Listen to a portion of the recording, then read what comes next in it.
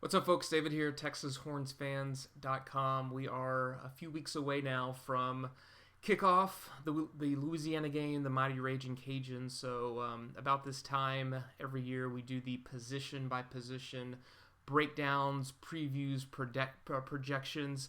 So we are going to get started. This is our first video. No matter which video of the position breakdowns that you're catching, definitely don't forget to check out the others.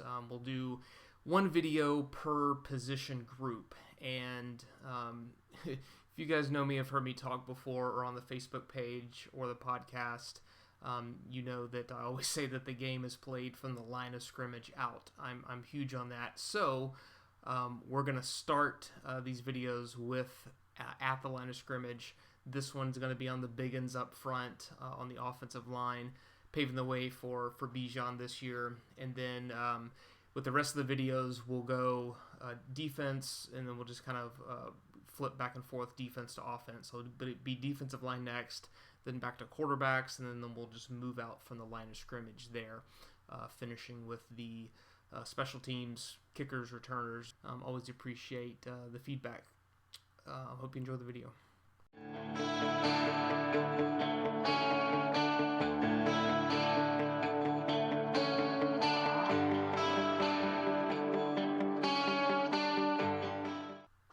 All right, let's jump into it. Offensive line, the big ends. Before we look at the projected starters and the reserves, and that's what we'll do for each position, just kind of overall thoughts about the O-line. And for a lot of fans, this is the least kind of exciting video in position group. I totally get it, but in my opinion, it's absolutely the most important, especially for the offense. More than any other position group, obviously the offensive line has to work together as a unit. It's almost a miniature team within the team. The quarterback of the offensive line is really the center. They're the ones that kind of see everything from the middle, call some audibles with blocking schemes, whether it's a trap play with a pulling guard, or whether the guard and the center are combining for a scoop block on a linebacker, or a linebacker showing blitz late. These things kind of happen within a matter of seconds. So communication among the line is really key. So that's kind of how I look at the offensive line performance, as more of a unit. I like to pay attention to the combinations of the center and the guard, or the guards and the tackles, to see kind of what they're doing, especially on the run plays. Obviously, that doesn't really apply too much on the pass plays unless they're shedding off and picking up a blitzing linebacker or something like that. But more than anything, that's kind of how I just look at the offensive line play, to see how they're performing overall as a unit. I typically don't spend a lot of time focusing on individual offensive linemen's play, unless maybe it's like a left tackle, right? Protecting the blind side of the quarterback on pass plays. One thing that stood out to me in Big 12 Media Days, when Bijan did his breakout sessions with that group of media, he was asked something like, what's your favorite play, or what's your favorite type of play to run? And he specifically mentioned counter plays, which makes a lot of sense for him, because his best move is the cutback, right? And planting his foot in the ground and making that first guy miss, and cutting it back, which means the offensive line is going to have to be able to move, right? Typically on a counter play, or if it is just a cutback play, what you'll see is the offensive line kind of doing a zone block, opening up a hole for Bijan to then cut it back against the grain of the flow of the defense that's reacting to the blocking scheme of the offensive line. So to me, that means offensive linemen who can move, right? Athletic offensive linemen, not necessarily the kind of big lumbering, bulldozing, push downhill linemen all the time. Definitely, you still need that. You've got to push the line of scrimmage. You have to win the first, couple yards battle at the line to open up the holes and to get space. So that'll be interesting to see maybe the frequency of those type of plays and those type of blocking schemes that this offense runs with the offensive linemen. Obviously Sam Cosmi is a big loss. There on the left side.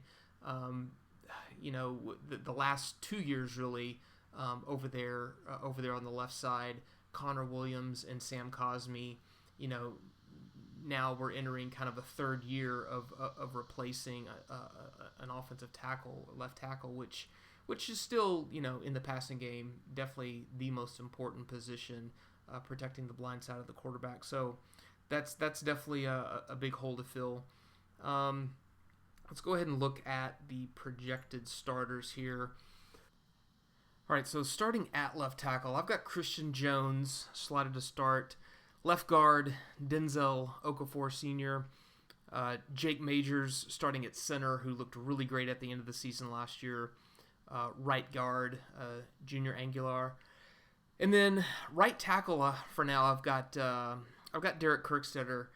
And everything I've read and heard that Kirkstetter should be back and healthy to start from week 1. Fall camp starts actually tomorrow from this recording, so it'll be interesting to see kind of really get a look at his progress in full pads. Now, I wouldn't be surprised if Kirkstetter ended up getting time at right guard if one of these guys, ends up getting hurt or ends up not panning out. But that's my kind of starting lineup as of right now, with 4 upperclassmen that you got to at least feel good about the returning experience there. Now the younger guys in the offensive line, I thought last year looked really good, especially in the Alamo Bowl. Just looking at some of the reserves here, and I didn't put any particular positions on them, but Tyler Johnson, who I believe is classified as a sophomore, and if I remember right, he got the start at right guard in the Alamo Bowl. So I wouldn't be surprised at all if he got some significant playing time as the weeks go by. And then redshirt freshman Logan Parr, Isaiah Hookfin, Hayden Connor is definitely one of those young guys that I think a lot of fans are gonna want to see if you have one or two guys in the starting roles not panning out too well. So I definitely think if that's what happens, Hayden Carr is gonna be on the short list of guys that fans are gonna want to get a look at. What I don't want to see with this offensive line is a constant rotation, is a constant, trying to figure out who's actually the best combination. That's almost like, when you have a quarterback carousel going on. That continuity with the offensive line is incredibly important. And I hope we don't see a bunch of rotation in there, just trying to figure out, who's actually deserving of a starting role. I have a lot of confidence given the progress that I think the offensive line made and the timing that they were able to develop with Bijan. One of the things that Bijan seemed to lack early on last season was just not timing his explosiveness, as he got to the line. Just getting used to the blocking schemes and the timing of the blocking schemes of the offensive line, which is incredibly important, because the running back has to trust the line and the line has to trust the running back, just for the timing to work out from the snap of the ball to the handoff to hitting the hole for the hole to open up.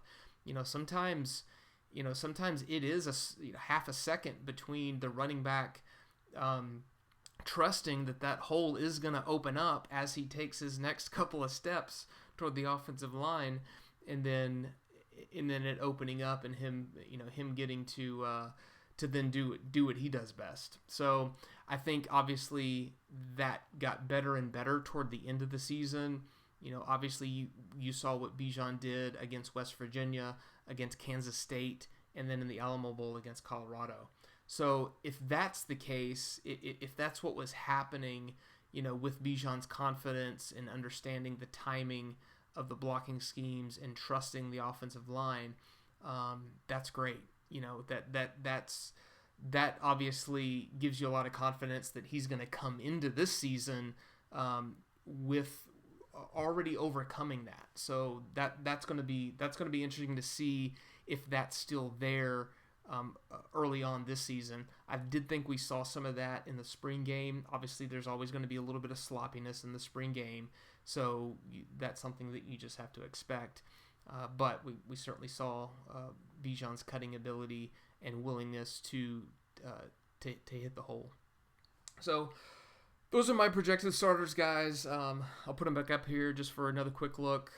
Let me know who you're excited about seeing. Let me know who you think might step up among the reserves and maybe end up getting a starting role, and then just what you want to see from the offensive line this year. What you thought they needed to improve on from last year. We didn't talk a lot about pass blocking scheme, but the big differentiator with that is with an offensive line, it does matter what type of player is back there at quarterback. Casey is obviously, I think he has better pocket presence than Hudson Card, which that's no surprise. I think Casey does a better job of using his feet to kind of stay in the pocket and keep the thing alive, where Hudson Card, we especially saw Hudson Card at the very end of the spring game take 2 really bad sacks by going backwards, by trying to sort of roll out from the very back of the pocket, which you're automatically losing like 4 or 5 yards anyway. And then you have to make that up. If the pass isn't there, the quarterback has to make those yards up. Where I think Casey is better at staying inside, using his feet to keep the play alive, but then also running downfield. So as an offensive line, if they're blocking for Casey or Hudson on a pass down, that matters. Who's back there. They know that Casey's going to do a little bit of different stuff with his feet than Hudson Card is. Not to say that Hudson Card can't run. He's an athlete. There's no doubt about it.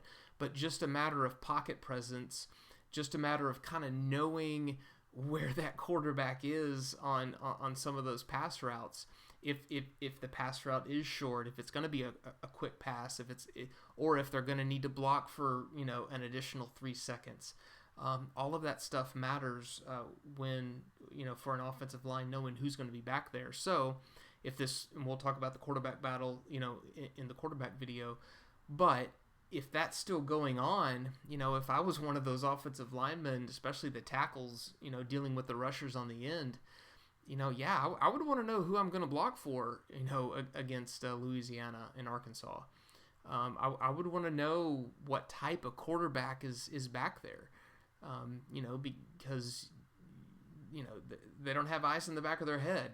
Sometimes they're going to know what Casey's going to want to do versus what Hudson's going to want to do. So, I just hope that they're going into this fall camp, kind of knowing who they're going to block for. So even though we might not find out until a week before the Louisiana game. So anyway, just a word about the differences there, with the potential pass blocking. So, like I said, leave a comment below. Don't forget to subscribe, hit the notification bell. Check out the other position videos. We're going to do defensive line next. Obviously, you can skip around if you're watching these after they're already released. We'll try to do about 2 or 3 a week here. But share it out. Always appreciate the support. Hook 'em.